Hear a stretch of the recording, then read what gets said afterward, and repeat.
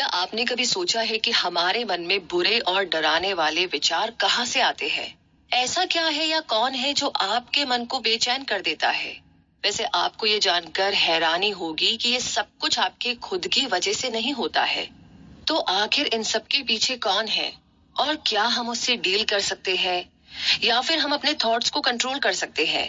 तो इन सब के बारे में बहुत सारी बातें आज आप जानने वाले हैं इस ऑडियो बुक समरी। तो आइए जानते हैं summary of battlefield of the mind, जिसे लिखा है जॉयस मेयर ने।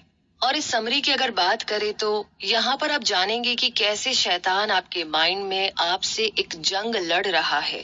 क्या आप जानते हैं कि हमारे थॉट्स कितने पावरफुल होते हैं? शैतान तो ये बात बहुत अच्छे से जानता है और इसीलिए वो हर रोज आपके दिमाग में घुसने की और उस पर हमला करने की कोशिश करता है। आपको ये भी पता चलेगा कि शैतान ऐसा कैसे करता है और उससे लड़ने के लिए आप क्या क्या कर सकते हैं।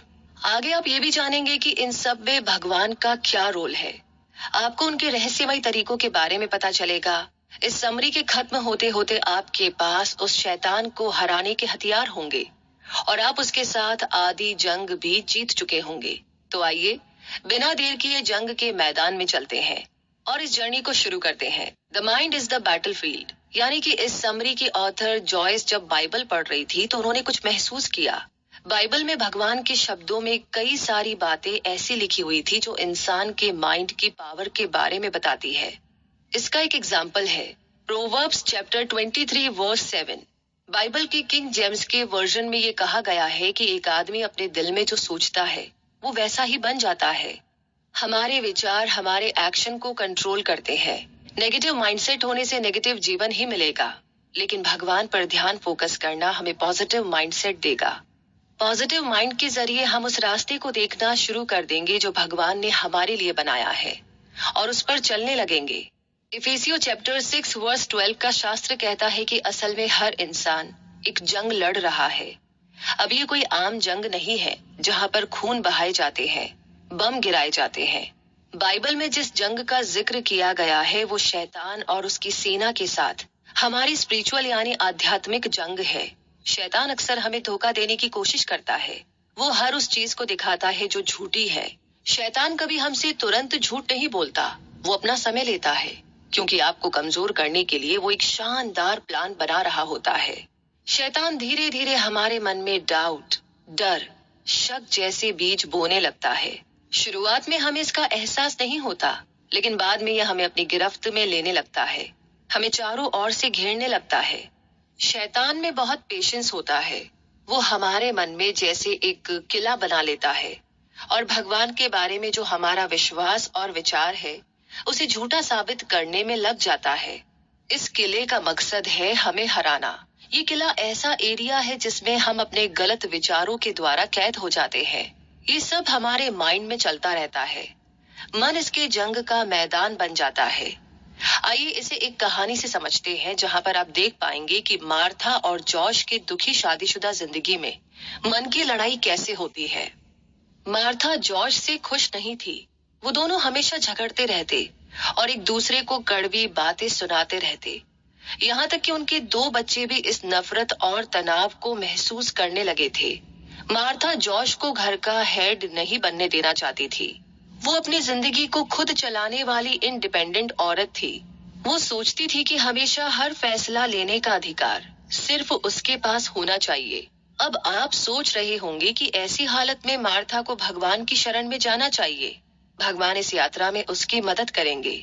लेकिन बात यह है कि मार्था भगवान पर विश्वास तो करती थी, वो ये भी जानती थी कि उसमें ऐंठ है, यानी कि थोड़ा घमंड है और उसका रवैया खराब है। लेकिन वो ये नहीं जानती थी कि उसे बदलना या ठीक कैसे करना है। वो इस तरह रिएक्ट इसीलिए करती थी क्योंकि वो रिएक्ट करने का और कोई तरीका जानती ही नहीं थी। यहाँ पर प्रॉब्लम यह है कि मार्था के मन में एक किला बना हुआ था जो जॉश से मिलने से बहुत समय पहले ही बन गया था। बचपन से ही शैतान इस किले को मार्था के मन में मजबूत करता जा रहा था। क्या लगता है आपको इसका क्या कारण हो सकता है? कारण ये था कि मार्था का बचपन बहुत दर्दनाक था। जब भी उसके पिता का मूड खराब होता तो वो उसे बुरी तरह मारते, उसे तकलीफ पहुंचाते। मार्था और उसकी माँ ने इस बुरे व्यवहार को कई सालों तक सहा। अब जैसे जैसे मार्था बड़ी होने लगी, शैतान का उस पर असर होने लगा। उसके मन में अब आदमियों के खिलाफ एक मजबूत किला बनकर तैयार हो गया था। मार्था के मन में ये बात बैठ गई कि आदमी बेईमान होते हैं और भरोसा करने के लायक नहीं होते। उसे लगने लगा कि आदमी हमेशा उसका गलत फायदा उठाएंगे। इसीलिए मार्था ने ठान ली कि अब कोई उसके साथ बुरा व्यवहार नहीं कर सकता। उसे हुक्म नहीं दे सकता कि उसे क्या करना है, कैसे करना है, खासकर आदमी तो बिल्कुल भी नहीं। अब उसके मन में शैतान ने जो किला बनाया था उसे तोड़ने के लिए मार्था क्या कर सकती है? उसके पास एक ही हथियार है, भगवान की कही हुई बातों को फॉलो करना। लेकिन सिर्फ बाइबल पढ़ना या सुनना काफी नहीं है। मार्था को बार बार भगवान की कही हुई बातों को एक हथियार के रूप में इस्तेमाल करना होगा। और भी स्पिरिचुअल हथियार है जिनका हम इस्तेमाल कर सकते हैं। वो है स्तुति और प्रार्थना।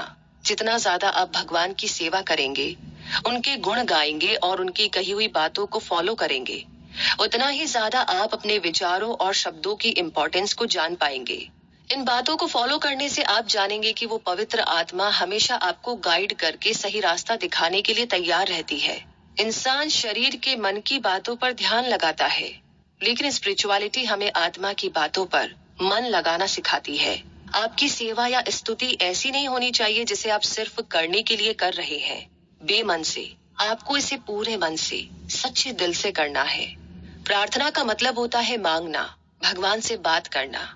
ये उनसे मदद मांगना भी है और उनके साथ एक गहरा रिश्ता जोड़ना भी है। प्रार्थना के जरिए हम भगवान से जुड़ते हैं। ये जुड़ाव हमें सच की ओर ले जाता है और सच हमें हर बंधन, हर झूठ से आजाद कर देता है। इन्हीं हथियारों के द्वारा मार्था अपने मन में बने किले को तोड़ पाएगी। तब जाकर वो ये सच्चाई जान पाएगी कि हर आदमी उसके पिता की तरह नहीं होता और उसका पति तो बिल्कुल उसके पिता की तरह नहीं था। और इसी कहानी के साथ अब आगे बढ़ते हैं और बात करते हैं अ वाइटल नेसेसिटी, यानी कि हमारे विचारों में बहुत शक्ति होती है, पावर होती है। इसीलिए हमें बहुत सावधान रहना चाहिए कि हम अपने मन में किस तरह के विचार रखते हैं। तो सोचने का सही तरीका क्या है? सही तरीका है जब हमारी सोच भगवान की कही हुई बातों के समान हो जाती है या उनसे मेल खाने लगती है। ऑथर इस बात पर जोर देकर कहती है कि अगर आपका माइंड नेगेटिव है तो आप कभी एक पॉजिटिव जिंदगी नहीं जी सकते। प्रोवर्ब्स चैप्टर 8 वर्स 5 दो अलग अलग माइंड के बारे में बताते हैं। पहला जो हमारे शरीर का दिमाग होता है और दूसरा जो हमारी आत्मा का दिमाग होता है। शरीर का दिमाग उन विचारों के बारे में बताता है जो गलत है। ये उन नेगेटिव विचारों के बारे में बताता है जो हमारे मन में आते हैं। उसे इसीलिए मांस का दिमाग कहा जाता है क्योंकि हम अपने लिए बुरी और अपवित्र चीजें करते हैं।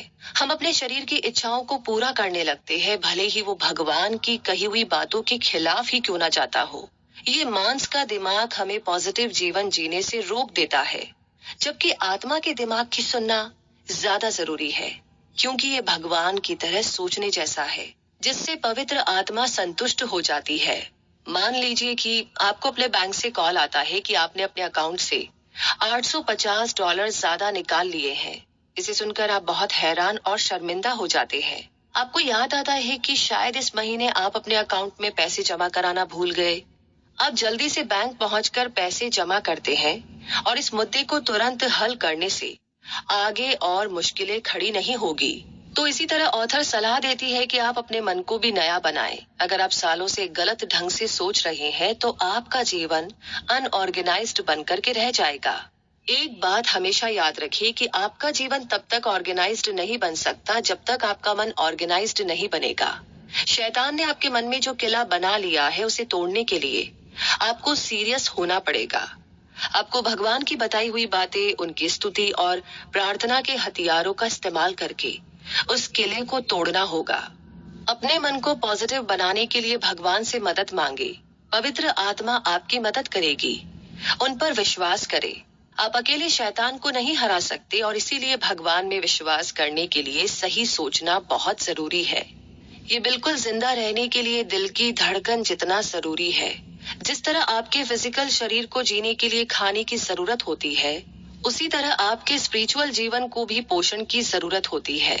और ये हम हर रोज कुछ समय भगवान के साथ बिताकर हासिल करते हैं। बाइबल कहती है कि एक पेड़ अपने फलों से ही जाना जाता है। हमारे जीवन का भी यही सच है। विचारों में फल लगते हैं। अच्छे विचार हमारी जिंदगी में अच्छे फल लाते हैं। और बुरे विचार बुरे फल। तो एक अच्छा इंसान कभी दूसरे के बारे में बुरा नहीं सोचता। उसी तरह एक दुष्ट इंसान के विचार कभी भी अच्छे नहीं होते। और इसी बात के साथ अब अगले सवाल का जवाब ढूंढते हैं। When is my mind normal? यानी कि भगवान में विश्वास करने वाले के माइंड की क्या स्टेट होनी चाहिए?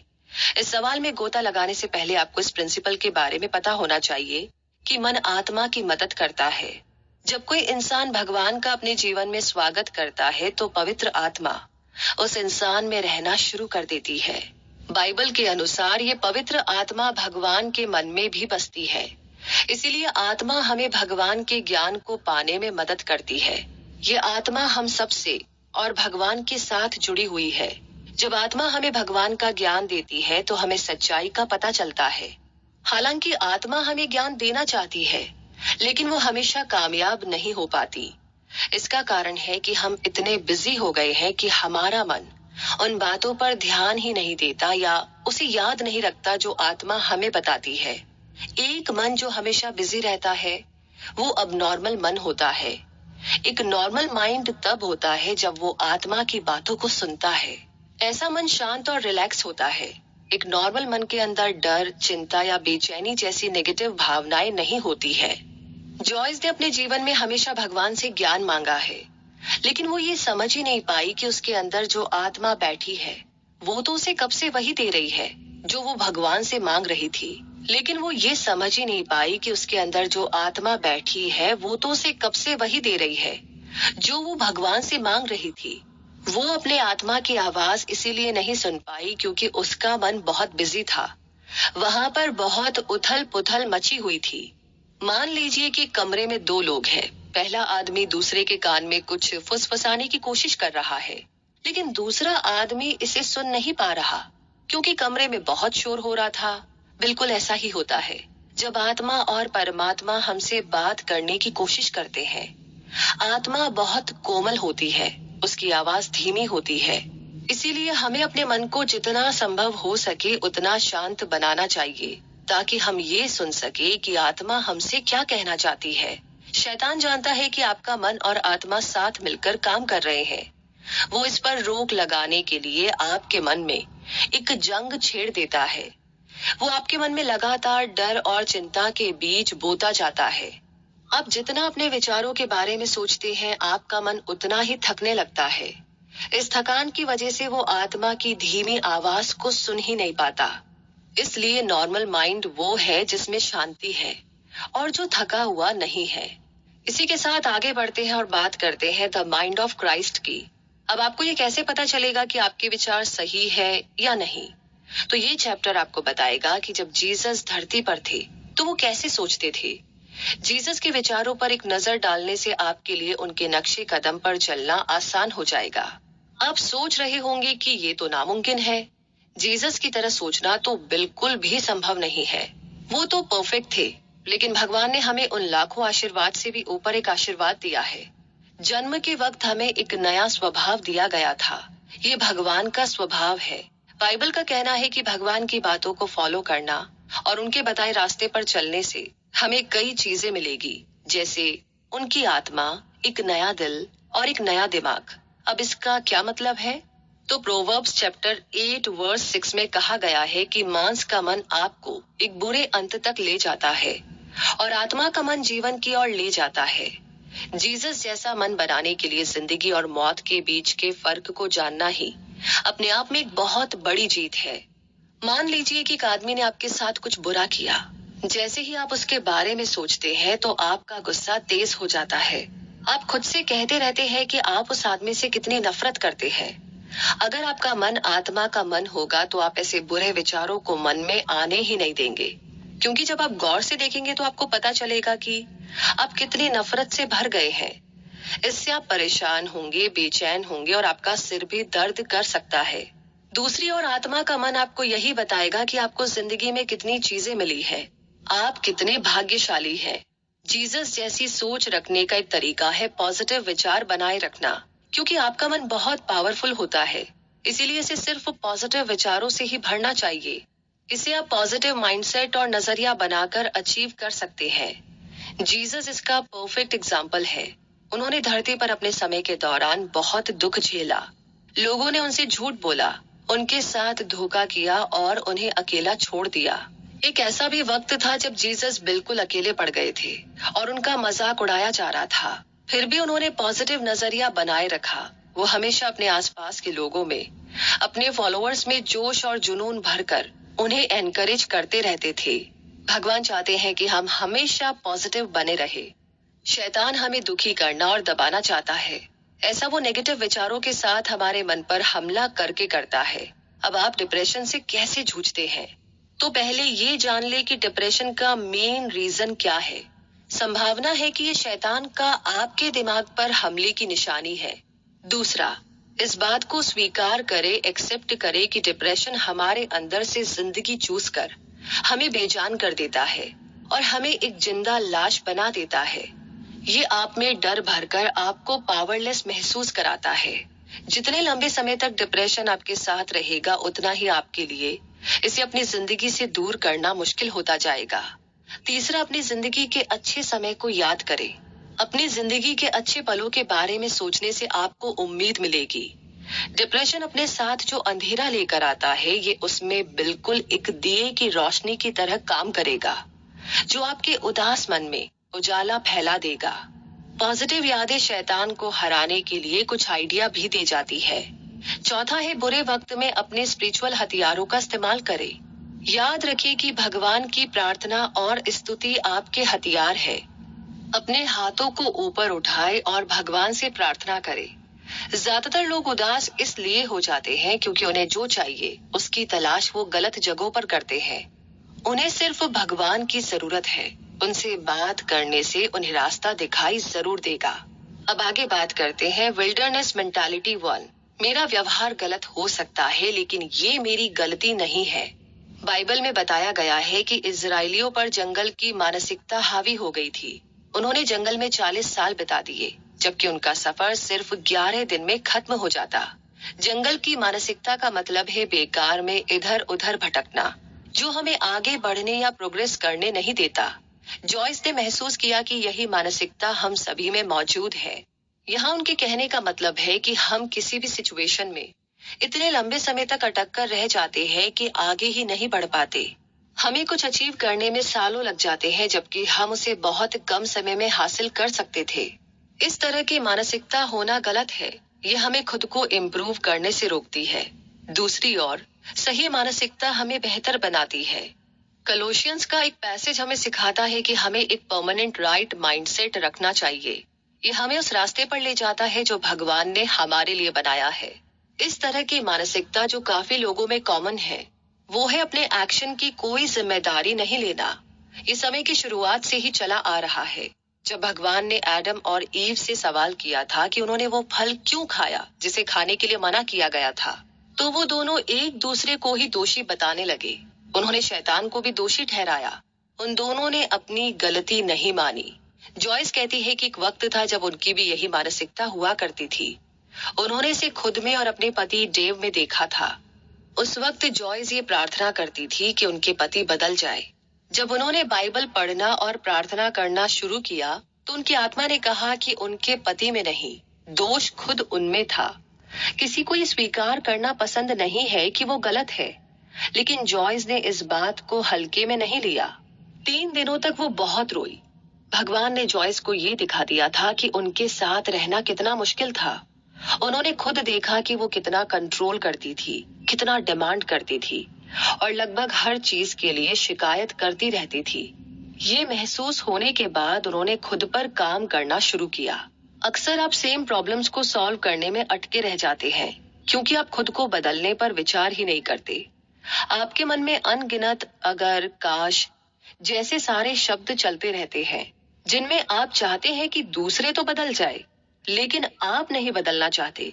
आपके मन में ख्याल आता है कि अगर मेरे पेरेंट्स ने थोड़ी और मेहनत की होती तो मुझे ज्यादा अच्छी यूनिवर्सिटी में एडमिशन मिलता। अगर मेरे पति ज्यादा सपोर्टिव होते तो मैं वो जॉब कर सकती थी। अगर मेरे पास थोड़े ज्यादा पैसे होते तो मैं ज्यादा सुंदर घर खरीद सकती थी। देखा आपने, कितने सारे अगर है आपके मन में। हकीकत तो ये है कि सच्चाई का सामना करना बहुत मुश्किल होता है। हमें लगता है कि हम अपनी प्रॉब्लम के सामने हार जाएंगे, भगवान आपको बदलने में मदद कर सकते हैं, लेकिन अगर आप अपने एक्शन की जिम्मेदारी नहीं लेंगे तो वो ऐसा नहीं कर पाएंगे। आपको खुद के साथ और उनके साथ ईमानदार होना होगा। भगवान बहुत दयालु है, लेकिन आप क्या सही और गलत कर्म कर रहे हैं, उसकी खुद जिम्मेदारी लेना सीखे। इसी के साथ अगला चैप्टर है विल्डरनेस मेंटालिटी 2। अगर बाकी सब मुझसे बेहतर है तो मुझे जलन क्यों नहीं होनी चाहिए।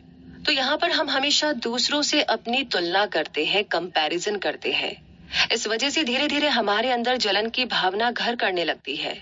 अपना मन दूसरों में लगाए रखने से आप यूं ही भटकते रह जाएंगे। लेकिन हमें दूसरों से तुलना करने पर आखिर जलन क्यों होती है? वो इसीलिए क्योंकि हम इनसिक्योर है। एक इंसान के रूप में हम खुद अपनी कदर नहीं करते, अपनी वैल्यू नहीं समझते। क्योंकि हमारा मन डर और डाउट से भरा रहता है तो हम खुद को लेकर सिक्योर महसूस नहीं करते। इसीलिए हम उन लोगों से तुलना और मुकाबला करने में लग जाते हैं जो हमसे बेहतर कर रहे हैं। जॉयस ने इस स्ट्रगल को भी एक्सपीरियंस किया है, लेकिन जब उन्हें एहसास हुआ कि भगवान ने उन्हें बहुत खास बनाया है। हाँ, खास इसलिए कि पूरी दुनिया में बिल्कुल उनके जैसा कोई दूसरा नहीं है। आप बिल्कुल यूनिक है इस पूरी दुनिया में। ये वो सच है जिसे हम अनदेखा कर देते हैं, और इसी सच ने जॉयस को भी वो आजादी दी जिसे वो ढूंढ रही थी। ल्यूक के पैसेज में बताया गया कि जीसस के शिष्य भी एक दूसरे से मुकाबला करते थे। वो एक दूसरे से बहस करते कि जीसस का सबसे बड़ा भक्त कौन है। जीसस ने उनसे कहा कि जो खुद को सबसे बड़ा शिष्य मानता है, असल में वो सबसे बुरा शिष्य होगा। लेकिन ऐसा क्यों? जब जीसस इस संसार में थे तो उन्होंने सबको बताया कि भगवान की दुनिया इस दुनिया से बिल्कुल अलग और उल्टी है। ये बात मार्क के पैसेज में भी है। जीसस ने कहा कि इस दुनिया में जो पहला है वो स्वर्ग में आखिरी होगा। ये दुनिया उन लोगों को तवज्जो देती है जो बेस्ट होते हैं। हम सब बेस्ट स्टूडेंट, बेस्ट एम्प्लॉय बनना चाहते हैं, लेकिन टॉप पर पहुंचने के बाद शांति और संतोष बड़ी मुश्किल से मिलता है। आप अपने अंदर सच्ची शांति तभी महसूस कर पाएंगे जब आप दूसरों के साथ होड़ करने की सोच से छुटकारा पा लेंगे। यहाँ तक कि जब हम सिर्फ मजे के लिए खेलते हैं तब भी कहीं ना कहीं कंपटीशन की भावना हमारे अंदर होती ही होती है। अगर आप बेस्ट बनना चाहते हैं तो इसमें कुछ गलत नहीं है। हम अपना बेस्ट परफॉर्म करना चाहते हैं क्योंकि उससे हमें प्रमोशन मिल सकती है या अच्छी यूनिवर्सिटी में स्कॉलरशिप। लेकिन सबसे बड़ा प्रमोशन है भगवान की नजरों में उन पर अटूट विश्वास रखने वाले इंसान। जब आप उन्हें ध्यान में रखकर कोई काम करेंगे तो वो हमेशा आपका साथ देंगे। जलन हमें शरीर के मन से जोड़ती है। ऐसी भावनाओं का आत्मा के मन से दूर दूर तक कोई नाता नहीं होता, बल्कि इसे तो जंगल की मानसिकता का अहम कारण भी कहा जाता है। अगली बार जब आपके दिल में किसी के प्रति जलन भावना पैदा होने लगे तो खुद से पूछे, किसी से जलने से असल में मुझे क्या मिलेगा? क्या मुझे आशीर्वाद मिलेगा? भगवान पर भरोसा रखिए क्योंकि वो जानते हैं कि आपके लिए सबसे अच्छा क्या है। भगवान दूसरों के लिए क्या करते हैं, उन्हें क्या देते हैं, उससे आपको कोई मतलब नहीं होना चाहिए। और इसी के साथ पहुंच गए हैं इस समरी के कंक्लूजन तक। तो मुद्दा मामला ऐसा है कि इस समरी में आपने सीखा कि हम सभी शैतान के साथ एक स्पिरिचुअल जंग लड़ रहे हैं। हमारा मन वो जंग का मैदान है जहां शैतान ने जंग छेड़ रखी है।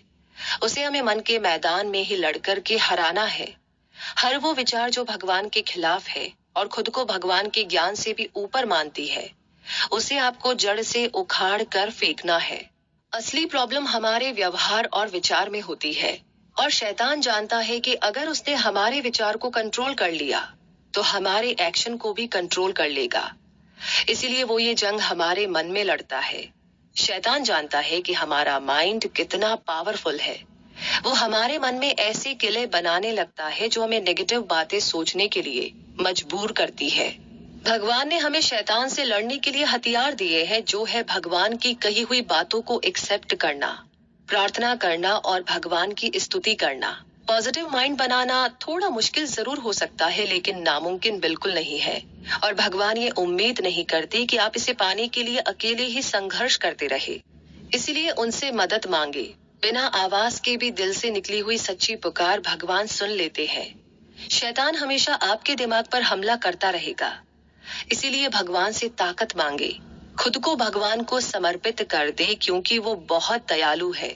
भगवान ने अपने विचारों को ग्रंथों में लिख दिया है, इसीलिए भगवान की बातों की रोशनी में अपने विचारों को चेक करें और अपने विचारों को उनके जैसा बनाने की कोशिश करें, क्योंकि उनके विचार ही सबसे श्रेष्ठ है, जिसमें सबकी भलाई छुपी होती है। अपने मन में चल रहे विचारों को गहराई से समझे, क्योंकि हम अक्सर अपने झूठे घमंड और अहंकार में रहते हैं, जो न सिर्फ हमारा बल्कि आसपास के लोगों की जिंदगी को भी बर्बाद करने की ताकत रखता है। हम अक्सर शिकायत करते हैं कि भगवान ने हमें इस दुनिया में अकेला भेज दिया या अकेला छोड़ दिया। नहीं, बिल्कुल नहीं। उन्होंने अपना एक अंश आत्मा के रूप में आपके साथ भेजा है। आत्मा से जो आवाज निकलती है वो कभी गलत राय नहीं देती। इसीलिए संसार की नहीं, अपनी आत्मा की बात सुने। ये बात कितना सुकून देती है ना, कि कोई है जो हमेशा हमारी परवाह और चिंता करता है। चाहे पूरी दुनिया साथ छोड़ दे, लेकिन वो कभी साथ नहीं छोड़ेंगे। वो हर वक्त हमारे लिए मौजूद है, बस उन्हें दिल से याद करने की देर है। जब आपके मन में चलने वाली लड़ाई आपको थका देती है, घुटनों के बल झुका देती है, तो घबराए नहीं, बस प्रार्थना करके भगवान से मदद मांगे, क्योंकि इस जंग में आप अकेले नहीं हैं। भगवान हर पल आपके साथ है, इसीलिए अंत में जीत तो आपकी ही होनी है। बस भगवान पर अपना विश्वास डगमगाने ना दे।